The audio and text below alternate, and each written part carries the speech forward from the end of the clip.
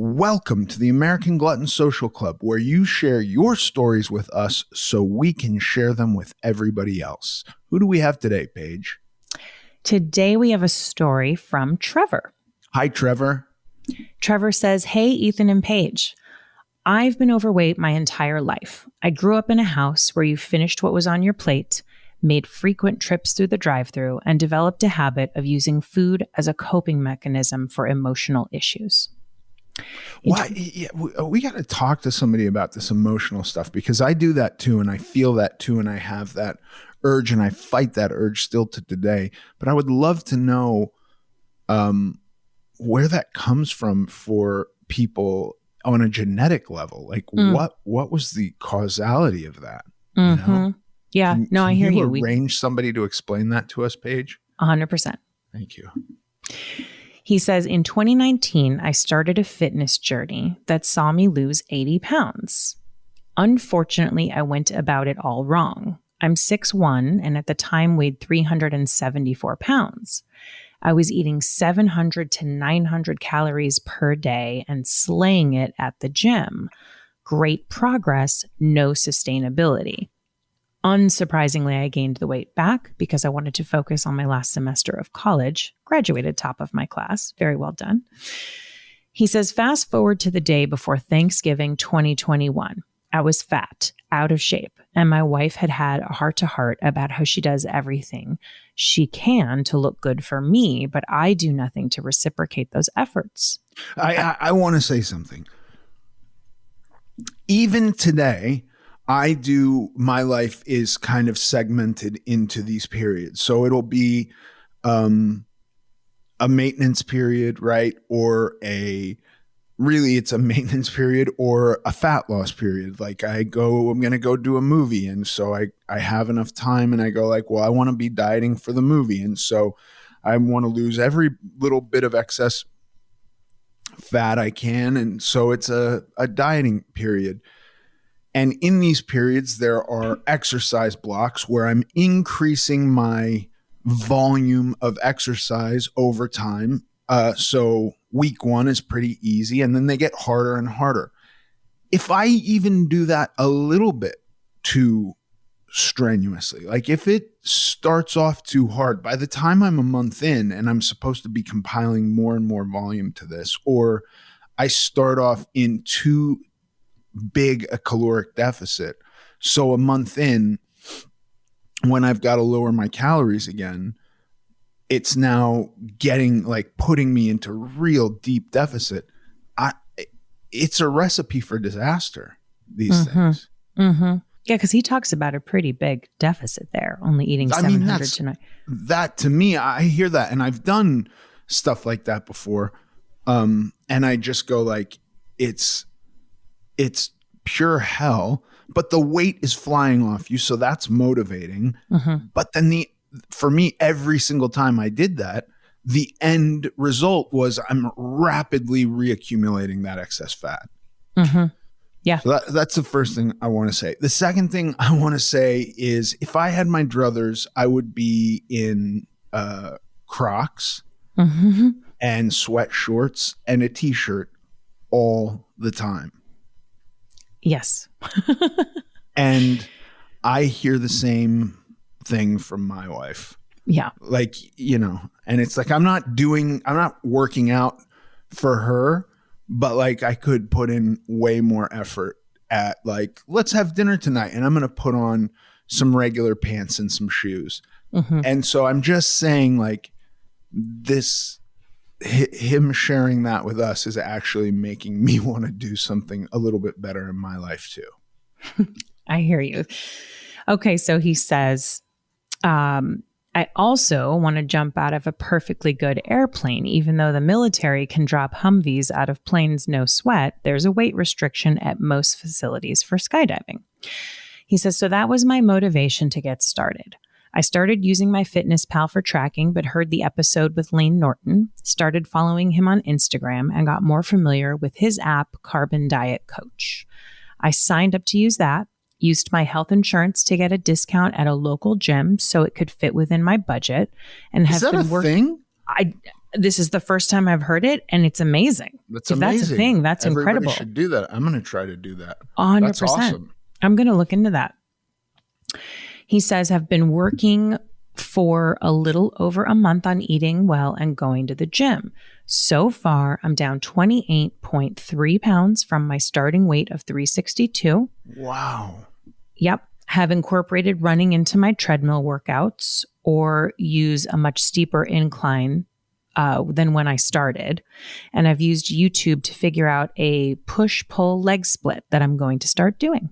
Nice. Some of those videos featured you, Ethan, and you're one of my inspirations, especially since we're the same height, according to Google. He says, I have a journey ahead of me. It's true. I need to lose another 103 pounds before I go skydiving.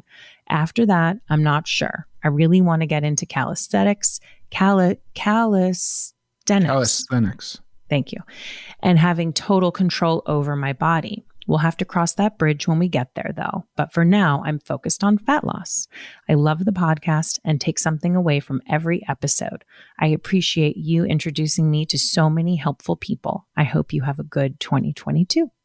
Dude, that's awesome. I hope you have a good 2022. It sounds like you're killing it and you're on such a great track. Yeah, man, the stuff like Carbon and the other programs out there that are really taking a scientific approach. And look, the scientific approach is really just statistical data. And when you look at stats, if you take a group of people and you switch them and you cut them in half and you go, okay, half is going to lose weight really slowly and half is going to lose weight really quickly.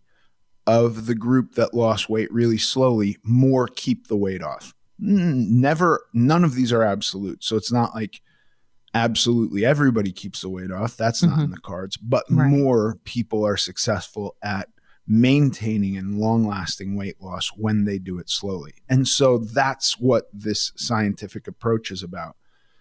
For me, it's just like confronting my whole life and going like, I got to do this for a long time. And then I got to, the definition of diet is restricting food. And so even maintenance, if I'm stopping myself from overeating, that's a diet, right? Oh, interesting. That is both definitions of diet. That is how I eat, but that's also a restriction of food. And so,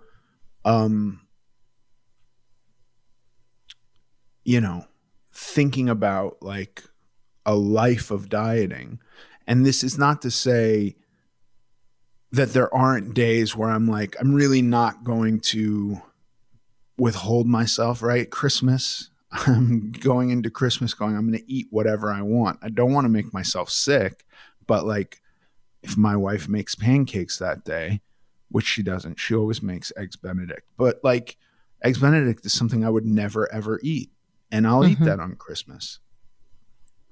Anyway, it is just something to think about, like slowing down and doing maintenance and taking it easy and thinking about the whole life rather than just like 2 months from now, I want to have lost all the weight I want to lose.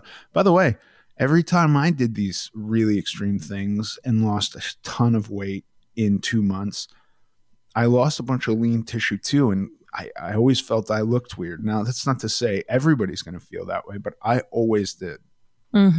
Yeah, well, I think that, I don't know, I've seen some people that, I don't know, it's easy to lose and then but you don't know what you're losing, right? Like you're losing some lean tissue and then it's like, cool, it's great to get the weight off. But then if you look like for me. Well, I mean, listen, in fairness, when I get super, super lean now, even if I do it really slowly, I still look like a bag of skin. So there's no avoiding that. If you're really big and you've been really big for a while, no matter what, you're going to have that a little bit, you know? And the only real way to get rid of it is through surgery. And I'm not saying people should do that or not do that. I'm just saying like that might be part of it too. But that said, I want to hold on to all the lean tissue I can because it does mitigate it a little bit. Mm-hmm. Yeah, and I don't even mean it. If you have loose skin or sagging skin, or like, fine. I'm just saying, like, ideally, we want to keep the muscle and lose the fat. Yeah. Right. Here's some pictures, by the way. Pretty cool. Wow.